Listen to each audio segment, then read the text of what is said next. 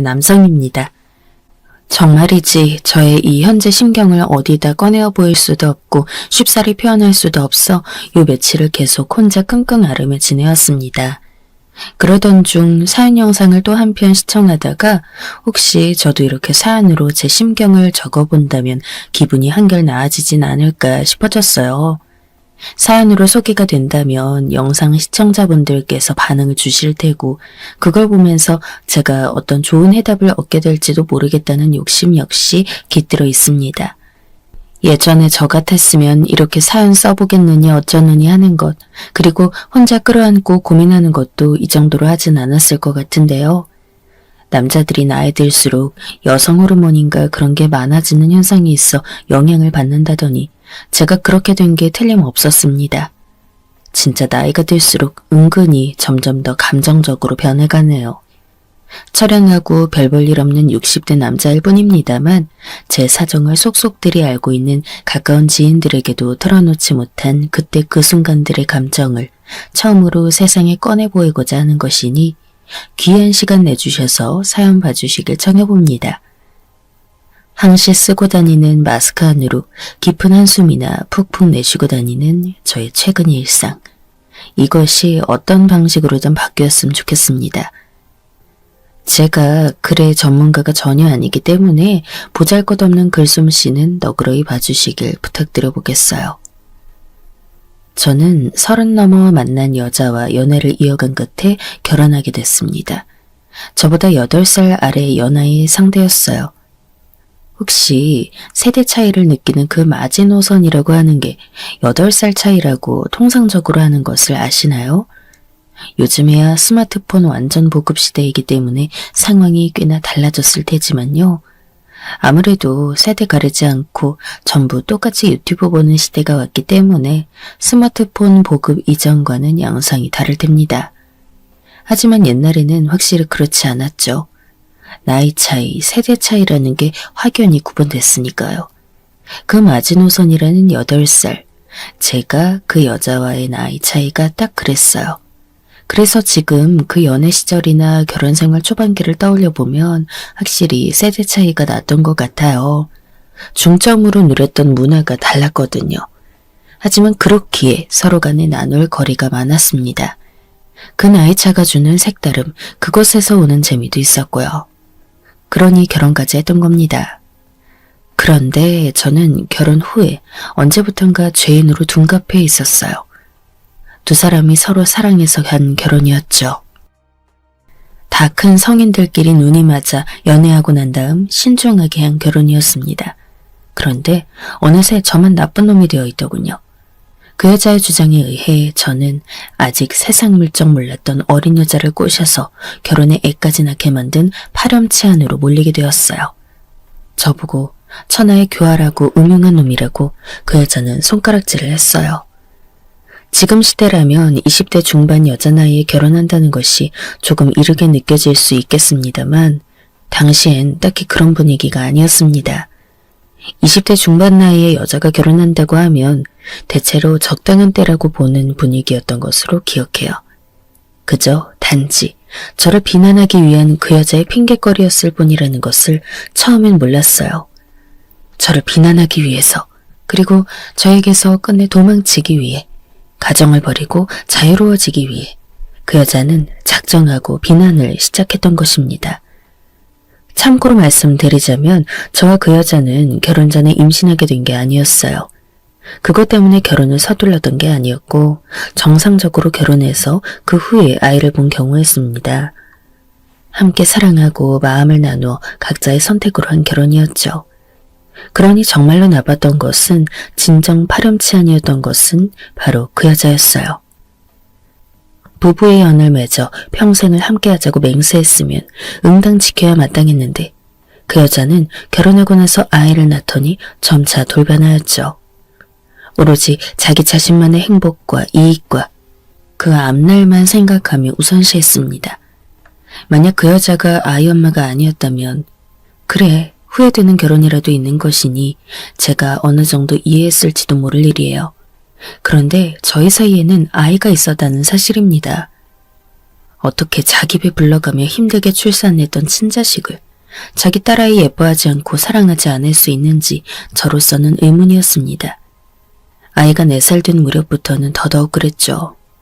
아이가 울면서 보채고 있으면 절대 달래려드는 법이 없었어요. 시끄럽고 듣기 싫다는 듯 그 여자는 자기 귀를 틀어막으며 오만상을 썼습니다. 왜 자꾸 나한테 뭐라 그러는 건데? 내가 애새끼 입 안 틀어막고 내 귀 막고 있는 것만으로도 난 참을성 있는 사람인 거야. 나 좋은 엄마라니까? 자꾸 나한테 모성애가 없다느니 애 키울 줄 모른다느니 그딴 소리 좀 짓거리지 마. 나에 대해 뭘 안다고 오빠가 자꾸 떠들어대는 건데, 어? 오빠가 육아에 대해 알긴 뭘 알아? 그리고 제가 아주 잠깐, 조금만 지적해도 거의 발작하듯 화를 내면서 저한테 따졌습니다. 금방 발끈해서 난리였으니 저는 말 한마디 함부로 잔소리를 내뱉을 수조차 없었네요. 그 여자는 돈도 안 벌었어요. 일을 안 다니니까 그저 집에서 애만 보면 되는 것이었는데 특히 아이가 3살 생일 지나면서는 어린이집을 다니기 시작했거든요. 무척 이르게 보낸 것이었지만 그 여자가 워낙 강하게 원했기 때문에 별 수 없이 들어주었던 것이에요. 아이가 어린이집에 다니고 있었기 때문에 확실히 육아나 집안일에 그 여자는 더 수월해진 참이었죠. 그런데 정말 그럼에도 그 여자는 지독하게 불만을 토로했어요. 그래서 저는 독박 외벌이를 하며 돈 벌었을 뿐만 아니라 집안일까지 거들어야 했죠. 매일 집안일을 도와주는 것은 물론 퇴근 후 아이를 전담으로 보는 것이 제 일상이었습니다. 주말에는 제가 일을 쉬니까 집에 있으면 된다면서 저한테 아이나 돌보라며 그 여자는 주말마다 집을 나갔어요. 어디든 놀러갔죠. 당시에는 토요일에도 근무를 꽤나 하던 시절이었기 때문에 저 역시 가끔 토요일에 일을 나갈 때가 있었어요. 그 여자는 그런 것도 상관없이 무조건 자기는 주말에 집 밖으로 나가 놀아야겠다며 주장하는 바람에 애를 많이 먹었습니다. 이웃집에 아이를 몇 시간 맡겨놓고 제가 일을 가고 그랬었어요. 그 여자는 자기가 아기를 낳고 나서 출산 후 찾아온다는 산후 우울증 같은 것을 겪으면서 이렇게 됐다며 항변을 했어요. 일단 무슨 말인지는 알겠더군요. 그래서 어느 정도 이해는 갔어요. 그런데 그걸 고치고 개선해 보려고 사람이 무슨 노력을 해야 할 것 아닌가요? 어찌되었든 저희 두 사람은 한 가정을 이룬 부부 사이였고 아이는 날로 커가고 있었는데 무조건 좋은 부모가 되는 것을 목표로 삼았어야죠. 하지만 그 여자는 전혀 노력하지 않았고 갈수록 자기 가정을 뒷전으로 두고 방치했습니다. 그 행태에 저도 점점 지쳐만 갔어요. 언제까지 이렇게 살아야 하는 건가를 두고 제가 고심하고 있었는데 그 여자가 엄청난 짓을 저지르고 말았죠. 기어이 자기 아이를 버려둔 채 그 여자는 짐을 싸서 집을 나가버렸던 것입니다. 금요일에 떠났어요. 저는 그 사실을 처음에 몰랐다가 어린이집에서 연락을 받았습니다. 제가 돈 아끼느라 아직 개인 휴대폰을 사지 않고 있었던 때였기 때문에 회사로 걸려온 전화를 받았어요. 어머님이 데리러 오시지도 않고 연락도 전혀 없으셔서요. 혹시 무슨 일 있으신가요? 어린이집 선생님의 말씀에 제가 정신이 바로 아득해졌었어요. 순간적으로 사고라도 당했나? 이런 불길한 가정부터였죠. 어린이집으로 가던 길에 혹시 무슨 병고라도 당한 게 아닐까 싶어 많이 불안했어요. 별별 걱정들을 다 하며 어린이집으로 향했습니다. 그리고 도착한 그곳에서 저는 다른 아이들은 이미 다 집에 가고 났는데 홀로 남아있던 제 아이를 마주한 순간 끔찍한 직감이 들고 말았어요. 품에 안겨오는 이 작은 아이를 영영 버려두고 아이 엄마가 떠나버렸을 거란 사실이 제 머릿속을 강타하더군요. 아니나 다를까 집으로 가보니 작정하고 나른 흔적이 있었습니다. 자기를 찾지 말라는 쪽지 하나가 달랑 화장대 위에 남아있었어요. 주말 내내 엄마를 찾는 아이를 달래가면서 저는 분노와 허무함으로 눈물을 삼켰습니다. 우선은 3시간 거리에 있는 본가부터 생각을 했어요. 저희 누나가 옛날부터 등골 빠지게 일해가면서 부양해온 집, 지체장애를 가진 형이 있는 집, 몸이 허약해진 부모님, 과연 아이를 당장에 맡길 수 있을까 싶어 걱정에 또 눈물이 났습니다. 그래, 설마 영영 버렸으리라고. 이렇게 예쁜데? 아이를 안고 생각했죠.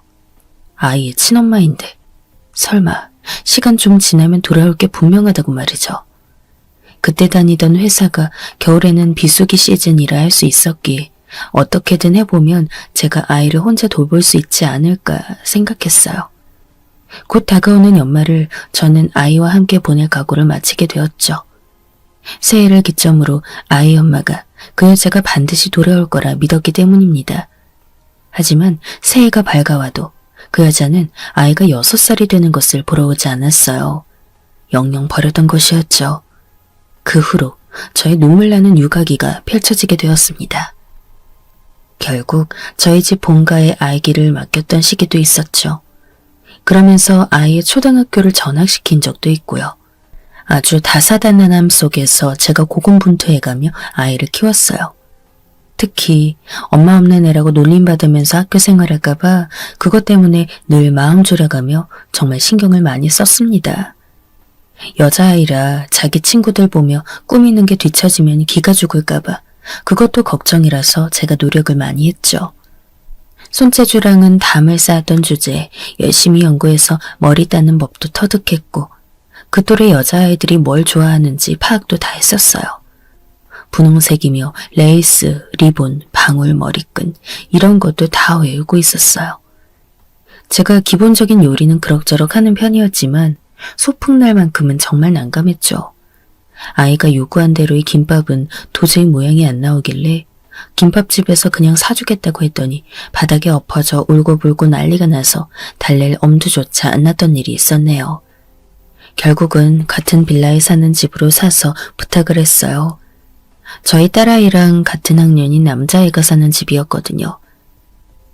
사례해드릴 테니까 소풍 도시락 싸실 때 한 통만 더 싸달라고 허리 속에 부탁했습니다. 그 빌라를 떠나 이사가기 전에는 그 집의 신세를 꽤나 많이 졌네요. 저희 앞집도 그렇고 아이 엄마 집을 가엾게 여기고 도와준 손길들이 많았던 곳이었습니다. 그런 도움들이 아니었다면 전 정말 힘들었을 거예요.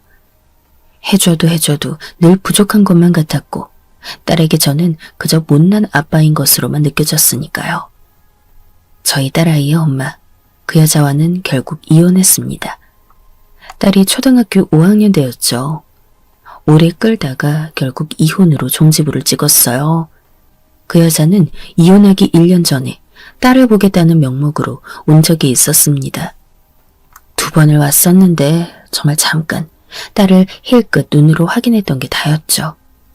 그 모습에 제가 괘씸해서라도 이혼 못해주겠다고 버티고 있었던 마음을 돌렸던 것이었죠.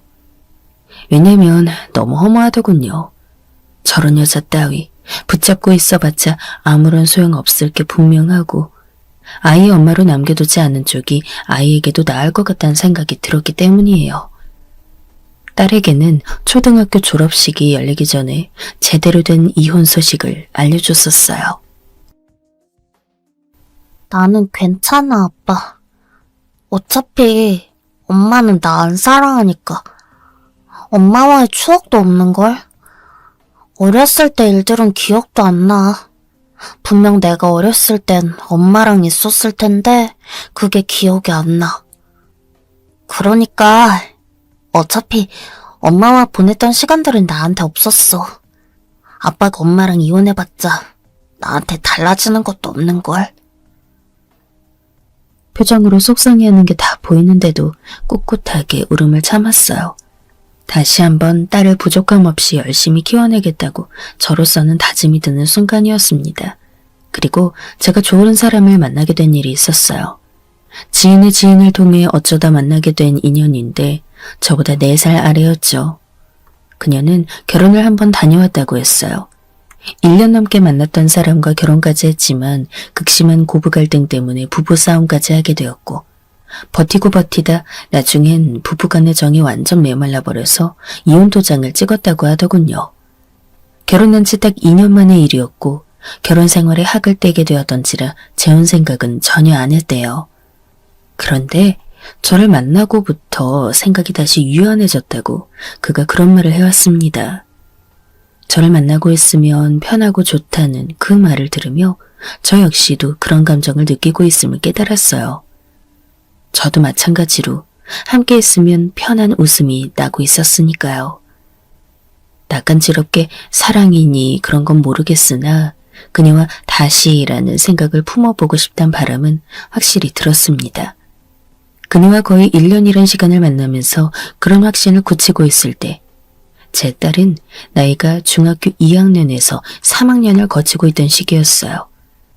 학교에서 늘 친구들과 어려운 일이 있었던지 딸은 예민함 투성이었습니다. 아, 됐어. 어차피 아빠는 말해봤자 알지도 못하잖아. 나 오늘 짜증나는 일이 있었으니까 말 붙이지 마. 저는 딸과 많은 대화를 나누고 싶었는데 돌아오는 것은 늘 철벽 같은 거절이었어요. 아, 안 먹는다고. 내가 배고프면 알아서 먹을 거라고. 왜 자꾸 밥 먹으라고 불러? 그리고 내가 방문 열 때 노크하라고 말했잖아. 문에 써붙여도 왜 무시하는데? 예민한 시기를 보내고 있던 딸과 어울리는 건 정말 어려운 일이었습니다. 걸핏하면 소리를 지르는 딸에게 전 한마디도 제대로 못했던 것 같아요. 혹시 새엄마가 생기면 의지가 되지 않으려나? 저는 멋대로 그런 판단을 내리고 있었는데요. 현실은 정반대였어요. 제가 만나고 있는 사람과 재혼하고 싶다는 바람을 내비쳤던 순간부터 딸은 미친 사람처럼 발작하듯 소리를 질렀고 무조건 결사 반대한다고 했습니다. 역겨워. 더럽다고. 아빠가 그럴수록 나 아빠 딸 하기 싫어져. 그 아줌마랑 결혼이 그렇게나 하고 싶어? 그래 해. 하라고. 대신 나 집 나갈 거야. 나가서 난 알아서 잘 살 테니까 아빠는 그 아줌마랑 행복하게 살든가 해. 난 절대로 그걸 못 보니까 둘이서만 살라고. 더러워. 결국 수개월에 걸친 노력에도 저는 딸의 고집을 꺾을 수 없었고 그녀와의 인연은 점차 정리하게 되었습니다. 무엇보다 딸이 앞서 있었기에 제가 좋은 사람을 만나 재혼하고 싶다고 해도 이 욕심이 1순위가 될 수는 없는 일이었어요. 딸의 강렬한 반대에 직면한 그녀도 결국 저의 작별 인사를 받아들이게 됐었죠. 그래도 딸이 고등학교 진학해서부터는 친구들과 관계가 괜찮은지 즐거워 보였고 좀 더 얌전한 모습이라 다행이었어요. 고3일 때는 거의 대화를 해본 기억이 없기는 해도 말이죠. 저는 완전히 상전을 모시면서 사는 입장이었기 때문에 용돈 주면서 되려 눈치를 봤습니다. 남자 혼자 딸 키우면서 너무 힘들었고 고충도 많았으나 저는 항상 남 부끄럽지 않게 노력을 다했다고 생각했어요.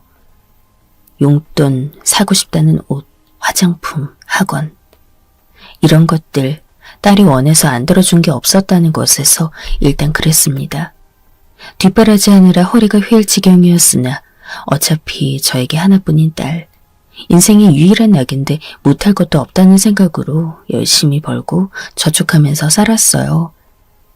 제가 건강 망쳐서 잘못되면 딸은 어떡하나 이 생각으로 술, 담배도 참고 살았습니다. 쓸데없는 취미도 만들지 않고 살았어요. 그런 거 할 여유 있으면 통장에 돈을 모아야 했으니까요. 그래서 저는 저희 딸이 대학 들어갈 때 입학금이며 등록금에 학교 근처 자취방을 구해주고 월세까지 지원해줄 수 있었습니다. 저라는 존재를 싹 갈아 넣어 키우는 딸. 성인 돼서 첫 발걸음을 무사히 뗄 수 있도록 지원해준 것에 전 보람을 느꼈어요. 열심히 즐겁게 대학생활 한다면 전 그것으로 만족하는 것이었죠. 그런데 생각지도 못한 일이 이때부터 일어났습니다. 딸이 성인 된 이후 자기 엄마랑 연락을 하기 시작했던 거예요. 그 여자는 딸이 중학교 1학년 때 재혼을 했고 재혼남과의 사이에서 바로 아이를 낳았습니다. 재혼남은 자기 아내를 사별로 잃은 사람이었더군요. 본처와의 사이에서 아들이 하나 있었고 저희 딸보단 2살인가 3살이 어렸어요. 그런데 얘가 대학을 미국으로 갔어요. 원래 어렸을 때도 미국에서 살다 왔다는 것 같았습니다. 본처 자식이 미국으로 떠나고 나니 마음적으로 여유가 생겼는지 그 여자도 이전보다 더욱 저희 딸과 연락을 친밀히 이어나갔고, 그러면서 딸에게는 선택지가 생기게 되었습니다.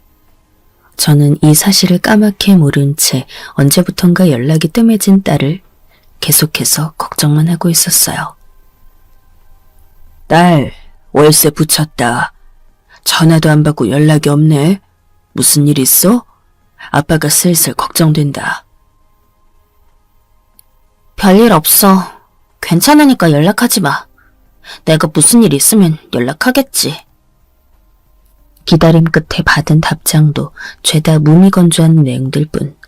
방학 때도 집에 오지 않고 공부하고 자격증 딴다길래 전 그냥 그런가 보다 했어요. 그런데 개강할 때가 다가오길래 등록금 언제까지 주면 되냐고 제가 물어보려 연락을 했어요. 딸 등록금 내주려고 저는 뼈 빠지게 일해서 알뜰히 모으고 있었거든요. 그랬더니 아빠한테 미안해서 등록금 못 받겠다. 그리고 월세 안 보내줘도 돼. 곧 여기 방 빼고 딴 데로 갈 거야. 딴 데라니? 너 그게 무슨 소리야? 너 학교 이제 안 다닐 거야? 그게 아니라 나 엄마랑 살기로 했어. 엄마네 들어가서 지내려고.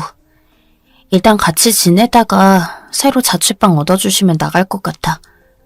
그 아저씨가 엄청 돈 많더라고. 이런 코딱지만한 원룸 말고 좋은 오피스텔 구해주신댔어. 청천벽력과도 같은 소리를 듣고 말았습니다. 딸의 목소리는 차분하게 이를 데 없었어요. 제가 화를 내니 짜증을 내더니 먼저 전화를 끊어버리는 것에 저는 지끈거리는 머리를 한참 부여잡고 있었죠. 진정하고 일단 그 여자한테 연락을 했어요. 반쯤 이성을 잃고 분노한 제가 쏘아댔더니 그 여자가 이내 웃는 겁니다.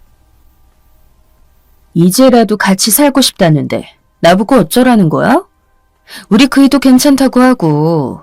아니, 걔가 우리 앞에서 아빠 말고 엄마랑 살고 싶어요. 저는 아저씨 좋아요. 이렇게 말하는데 내가 그의 눈치가 보여서라도 걔 부탁을 거절할 수가 있어야 말이지. 자기 엄마가 재혼한 남자가 상당히 부유하다는 걸 알게 된 딸이 아예 작정했던 것이었죠. 막연하게 그 여자 탓으로만 돌리고 있던 저는 전말을 알게 되자 큰 충격을 받았어요. 하지만 딸은 당당했습니다. 나는 돈 없어서 쪼달리고 사는 아빠보다 부자 엄마가 더 좋아. 내가 엄마한테 가면 아빠도 이제 나한테 돈 안 쓰니까 좋은 거 아니야? 내가 짐 덜어주는 거잖아.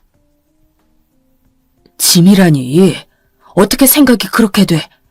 넌 내 딸이고 내 사랑하는 유일한 자식인데. 내 전 재산을 다 털어서라도 지키고 싶은데 너 하나인데 너는 어떻게 말을 그런 식으로 해? 아빠는 재산도 별 볼 일 없잖아. 그런데 전 재산을 턴다느니 하면서 그런 허세는 왜 부려? 좀 민망하다. 허세라니. 네가 어떻게 나한테 그렇게 나올 수가 있냐. 내가 널 어떻게 키웠는데, 내가 모든 걸 다 바쳐 키웠는데 내 마음에 대못을 받고 이제 와서 날 버리겠다니. 그러니까 고맙게 생각한다고. 아빠 나 사랑한다며. 사랑하는 딸이라며. 그런데 대가라도 받았던 거야? 당연히 자기 딸이니까 책임지고 키워야 했던 게 맞지. 당연한 걸 했을 뿐이면서 세상 특별한 일인 것처럼 굴지 마. 내가 성인 돼서 나이 다 먹고 아빠 떠난다고 자기 부양해줄 자식 사라졌다고 이러나 본데 어쩔 수 없어. 원래 인생은 알아서 사는 거야.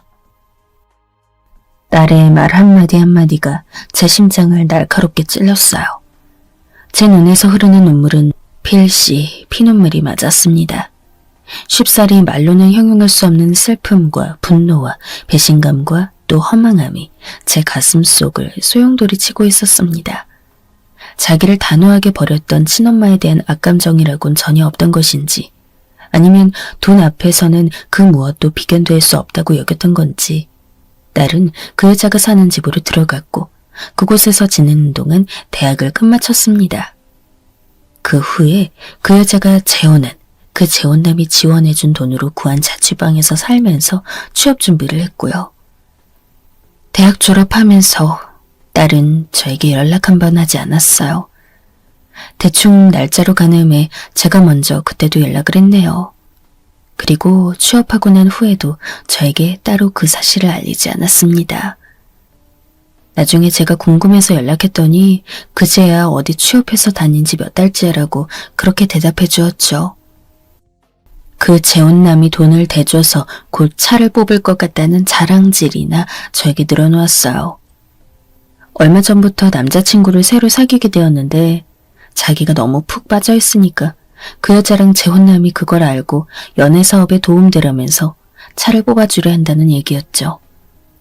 그들만의 세상이 견고하고 그리고 아주 순조롭게 돌아가고 있다는 것을 실감하면서 저는 더할 나위 없이 초라하게 느껴지는 제 자신을 실감했습니다. 눈물로 하루하루를 지냈어요. 정말 속에 쌓아둔 화로 인해 뭘 해도 즐겁지가 않았고 그저 삶이 다 부질없게 다가왔죠. 쌓인 화가 터져서 폭발하는 날이 죽는 날일 것이라고 그런 생각이나 해댔습니다. 딸에게서 새로 남자친구를 사귀게 되었다는 그 말을 들은 지 한 1년여가 지났을 때였어요. 그 여자로부터 연락이 왔죠. 딸이 자기 남자친구라면 아주 죽고 못 살고 있어서 완전 푹 빠져있기 때문에 허락이고 자시고 그냥 결혼을 진행시키게 되었다는 것이었어요. 결혼이라는 큰일을 진행하게 되었으므로 어쨌든 친아빠인 저에게 상황 보고를 하는 것이라고 하더군요. 저는 쓴웃음을 지으며 얘기를 듣고 있었는데 그 여자가 갑자기 되게 머뭇거리더니 조심스레 다른 내용도 꺼내놓았어요. 재혼남이 오래도록 하고 있던 사업이 근래 들어 어려워졌다는 것이었습니다. 더 손해보지 않으려면 곧 정리해야 할 것 같다고 말이죠. 여튼 상황이 엄청 복잡하게 돌아가고 있다면서 이런 마당이기에 딸을 하루빨리 결혼시키는 게 훨씬 나아서 그냥 결혼하라고 말을 해버린 배경이 있다고 합니다. 혹시 우리 딸이 그런 여파로 피해를 입는 건 아니겠지? 저는 또 호구처럼 그런 걱정이 들더군요. 여차하면 저에게 손 벌릴 작정이라거나 다시 딸을 저에게 던져버릴 생각으로 그 여자가 어려워진 사업 얘기를 했을 가능성이 현실적으로 높은 것이었음에도 저는 어쩔 수 없이 딸 걱정부터 먼저 했어요. 못 본 지가 벌써 오래였습니다. 카톡을 통해 사진으로만 접하고 있었죠. 망설이던 저는 결혼 얘기를 빌미로 삼아 딸에게 연락을 해보았어요. 괜찮은 게 맞는지 문제는 없는지 혹시 돈은 안 부족한지 그런 것들을 물어보았죠. 그런데 딸이 비웃는 소리를 내면서 저에게 싸늘하게 대답하는 겁니다. 상관하지 마. 아빠가 신경 쓸 건 하나도 없으니까 제발 구질구질하게 굴지 좀 말라고. 딸의 반응에 제 속은 또다시 문드러졌습니다. 상처받을 대로 받고 다 골마서 상해버린 줄로만 알았는데 문드러질 건덕지가 아직 남아있던 모양이더군요. 딸이 저를 버리고 그 여자에게로 가버린 후로 피우기 시작했던 담배를 손에 쥐었습니다. 씁쓸하게 담배를 태우면서 저의 속도 그만큼 타들어가는 것이 느껴졌죠. 그리고 며칠 후였습니다. 정말이지 하늘도 놀랄만한 일이 벌어지고야 말았어요. 우선 딸에게 연락을 받은 게 첫 번째였습니다. 그런데 제가 말을 제대로 알아들을 수 없을 정도로 딸이 울고불고 아주 난리가 난 것입니다. 숨 넘어가리만치 울면서 저한테 말을 막 하더군요. 도대체 이게 갑자기 무슨 일인가? 깜짝 놀란 저는 나중에 이 내용들을 순차적으로 정리해 볼 수 있게 됐어요. 딸이 아주 푹 빠져들어 결혼을 먼저 밀어붙였던 그 남자친구의 집으로 인사를 갔다고 합니다. 결혼하게 되었다고 정식으로 인사드리는 자리였대요. 그리고 그날 그 집에 남자친구의 부친의 여동생이 와 있었다고 해요. 딸은 자기 조카를 정말 아끼시는 분이라 결혼 상대를 직접 보러 오셨구나. 이런 정도로만 생각하면서 인사를 했던 겁니다. 그런데 상상하지도 못한 폭탄을 맞게 되었던 것이죠. 사진으로 보고 이름 들었을 때도 에이 설마 했었는데 실제로 보니까 정말 맞네. 어렸을 때 그 인상이 그대로 남아있구나. 네? 그게 무슨 말씀이신지 혹시 저를 아시나요? 그럼 알다마다 넌 나 모르겠니? 자기가 그렇게 사랑하는 남자친구의 고모인 사람. 그 사람은 바로 옛날에 저와 재혼까지 할 뻔했던 그녀였던 것입니다. 그 당시 저희 딸이 악독하리 많지 집요하게 굴면서 사이를 갈라놓지 않았더라면 저와 그녀는 반드시 재혼했을 정도로 가까운 사이였어요. 하지만 딸이 악을 쓰면서 반대를 했고 오만 회방을 놓았던 덕분에 저희는 헤어졌죠. 그랬던 만큼 그녀의 기억 속에서 저희 딸은 강렬하게 각인되어 있었던 것입니다. 그제야 그녀의 정체를 알아본 딸이 경악해서 아무런 말도 못했다고 해요.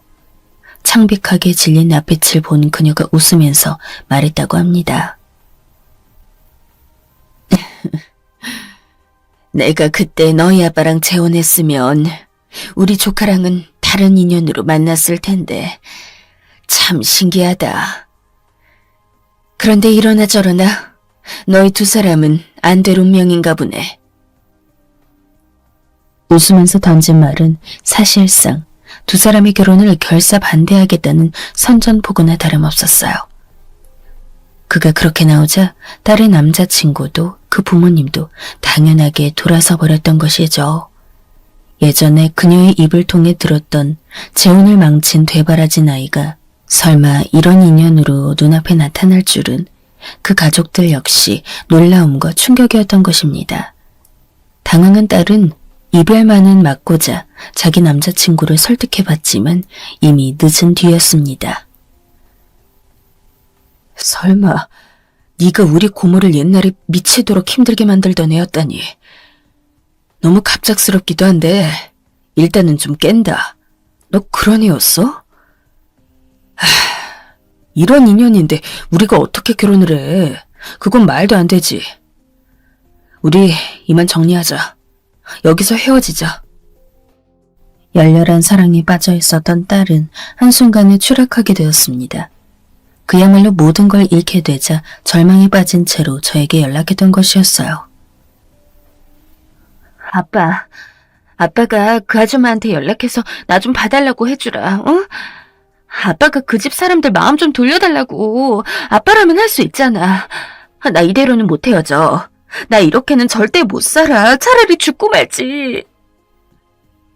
딸이 울면서 눈물로 호소했어요. 저는 어쩌다 이런 일이 생겼나 싶어 당혹스러운 마음이 컸죠. 어쨌든 그녀와 제가 정말 오랜만에 통화를 하게 되었습니다. 그런데 기억 속의 옛날 그때보다 그녀는 한층 더 대담하고 단단한 사람이 되어 있었어요. 거짓말을 참 못했던 사람으로 기억해. 사람이 어쩜 그렇게 능글맞은 구석 하나 없이 담백하기만 한가 싶었거든. 그러니 나 속이려 들지 마. 말장난도 하지 말고 솔직하게 말해달라는 거야. 그 딸이 왜 자기 엄마한테 가 있는 거야? 그 엄마는 가정 버리고 튀었던 사람이잖아. 이게 어떻게 된 스토리야? 차마 그녀에게 거짓말하거나 둘러댈 용기가 생기지 않더군요. 그리고 저 역시 지난 과정을 솔직하게 털어놓고 싶은 마음 또한 있었으므로 숨기지 않고 그대로의 이야기를 털어놔 주었어요. 제가 이야기하는 동안 가만히 듣고만 있던 그녀는 결심을 완벽하게 고친 뒤였어요. 예상했지만 역시나네.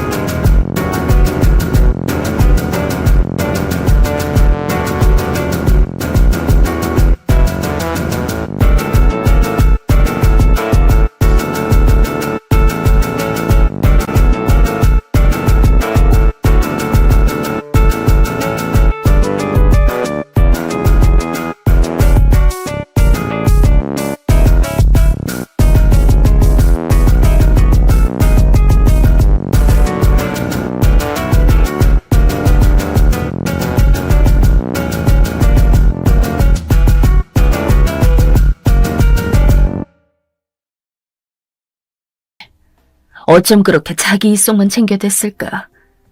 그런 여자애랑 결혼은 무슨 절대 안 될 일이야. 우리 조카도 그런 여자애랑 다시 만난다고는 하래 아니야. 오히려 치를 떨면 떨었지. 아무튼 알겠어. 다 얘기해줘서 고마워. 있는 그대로 얘기하는 게 과연 맞았을지. 그녀의 후련한 듯한 목소리를 들으니 저는 갈등이 되었어요. 결국 딸은 그 남자친구에게 다시 한번 기회를 달라며 매달려댄 보람을 얻지 못하고 여지없이 차이고 말았습니다. 그 충격이 컸는지 딸은 또 울면서 저에게 전화를 했는데 그러면서 제 탓을 하더군요. 내심 가엾다고 여기고 안쓰러워하고 있던 참이었는데 제 탓으로 돌리는 딸의 태도라니. 왜 안 도와줬어? 아빠 때문이잖아. 아빠가 나서줬으면 최소한 지금과는 결과가 달랐겠지. 내가 무슨 말까지 들으면서 차였는 줄 아빠가 알기나 해? 아빠는 자기 딸 사랑하기나 하냐고. 사랑한다면 이런 큰일 있을 때 나서지 않아줬을 리가 없어. 아빠는 다 가식이야. 가식쟁이 아빠 때문에 난 지금 다 잃었어. 이게 다 아빠 때문이라고. 저에 대한 분노를 표출하는 딸의 말에 저는 순간 화가 났다가 슬퍼졌다가 그 후에는 초연해졌습니다.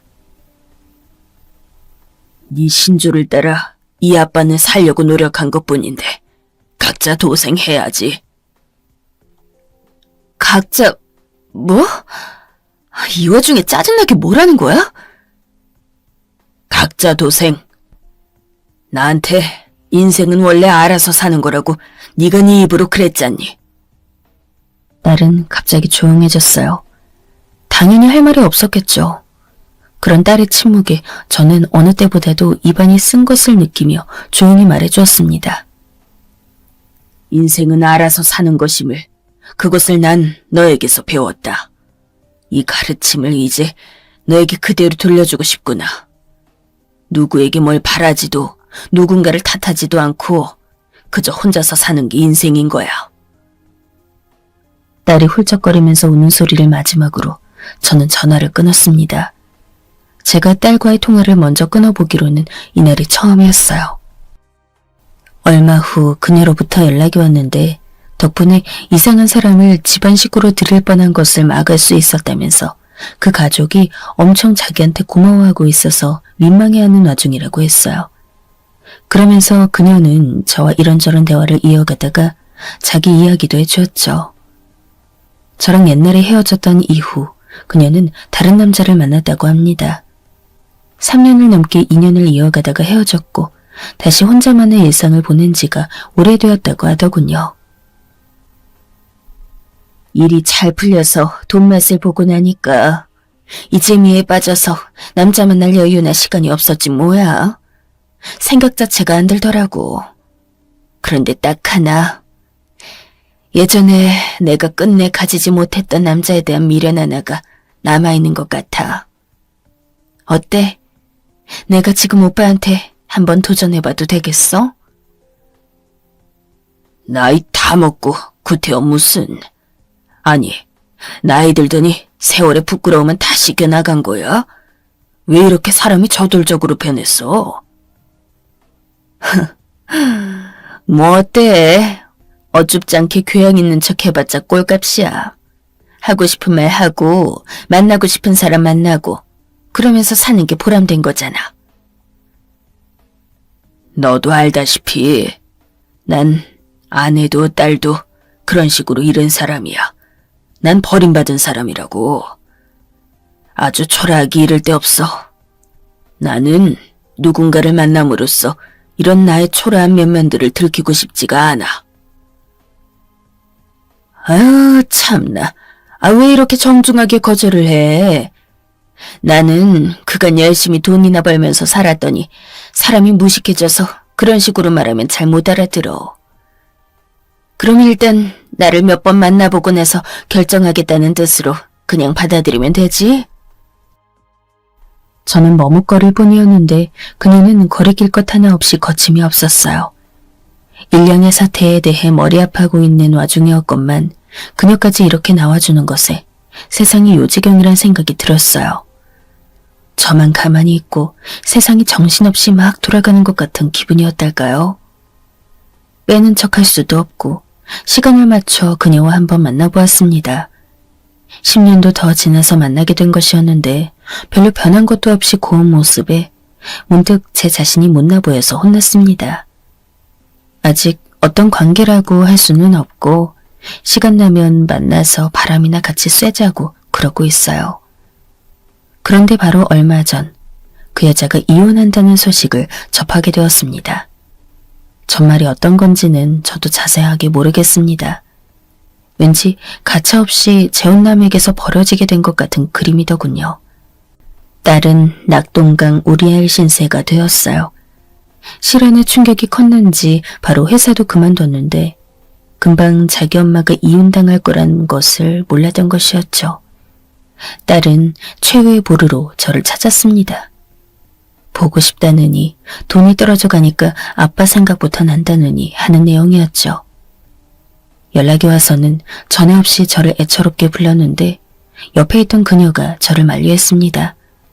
저의 흔들리는 눈빛을 봐버린 모양이었어요. 자기 엄마 닮아서 딸이 애초에 그런 기질을 타고냈을 수도 있지. 둘이 하는 짓이나 생각하는 것들이 엄청 똑 닮아 있으니까. 그런데 어쨌든 키운 건 오빠잖아. 엄연히 오빠가 망친 자식 농사니까 이제라도 바로잡아야지. 따끔하게 충고하는 그녀의 말을 결코 무시할 수가 없더군요.